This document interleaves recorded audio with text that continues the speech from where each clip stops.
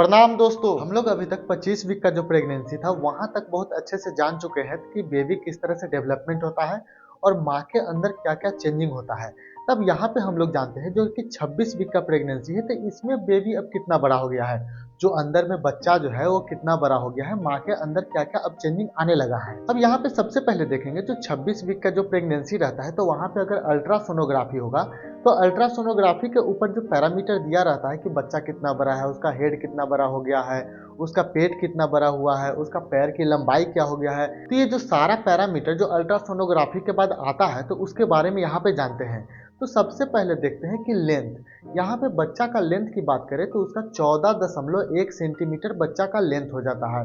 अगर वजन की बात किया जाए, वेट की बात किया जाए, तो बच्चा का वेट यहाँ पे 750 ग्राम यानी कि 750 ग्राम यहाँ पे वेट बच्चा का होगा। एक एचसी होता है जिसको बोलते हैं हेड सरकमफ्रांस। तो हेड सरकमफ्रांस ये जो माथा जो होता है इसका जो चारों तरफ का जो घेरा होता है ये डायमीटर में कितना होता है, तो ये होता है 25.5 सेंटीमीटर के आसपास इसका डायमीटर होता है।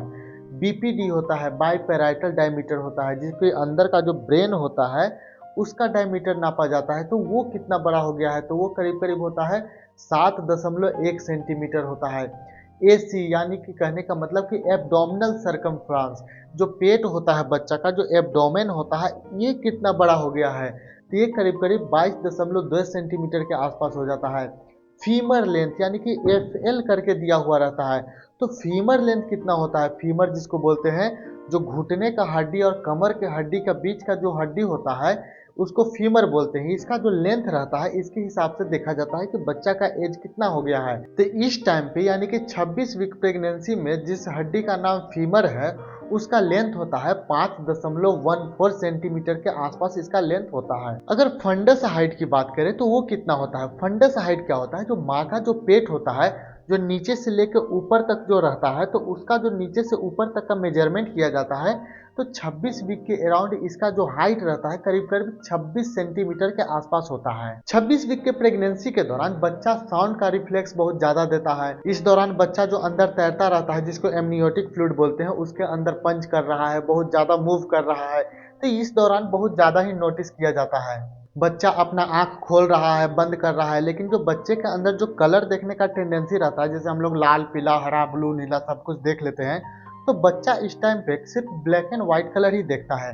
और बच्चा जब पैदा भी हो जाता है, जन्म भी ले लेता है, तो करीब करीब 2 महीना तक वो सिर्फ black and white he colour देखता है। और बच्चा का जो स्किन होता है उसके अंदर मेलानिन का प्रोडक्शन होने लगा है, यानी कि जैसा कलर का बच्चा होगा, जैसे बोलते हैं कि काला हो गया, गोरा हो गया, हल्का गोरा है, गेहुआ रंग है, तो किस तरह का बच्चा आगे चल के बनेगा, तो मेलानिन का प्रोडक्शन अंदर होना स्टार्ट हो गया है। इस दौरान बच्चा का जो हार्ट रहता है करीब करीब 140 बीट पर मिनट के हिसाब से चलता है। जीभ के ऊपर जो टेस्ट बड लगा हुआ रहता है उसका यहाँ पे डेवलपमेंट स्टार्ट हो गया है, यानी कि वो बनना स्टार्ट हो गया है। माँ को इस दौरान क्या होता है कि सोने में उनको बहुत ज्यादा दिक्कत होता है। जो एक करवट लेके सोते हैं तो क्या होता है कि बच्चा का जो वजन काफी बढ़ गया है, तो वजन बढ़ने की वजह से उनको इस दौरान सोने में बहुत ज्यादा प्रॉब्लम होता है, उनके बहुत ज्यादा ब्लोटिंग होता है, ऐसा लगता है कि पेट के अंदर कुछ हो रहा है, हमेशा जी मचलाता रहेगा। इस दौरान उनका बॉडी वेट काफी इंक्रीज हो रहा है, यानी कि उनका वजन बढ़ रहा है। तो एक बात को ध्यान रखिएगा, अगर वजन बढ़ रहा है तो घबराने वाली बात नहीं, इस दौरान वजन बढ़ता ही बढ़ता है।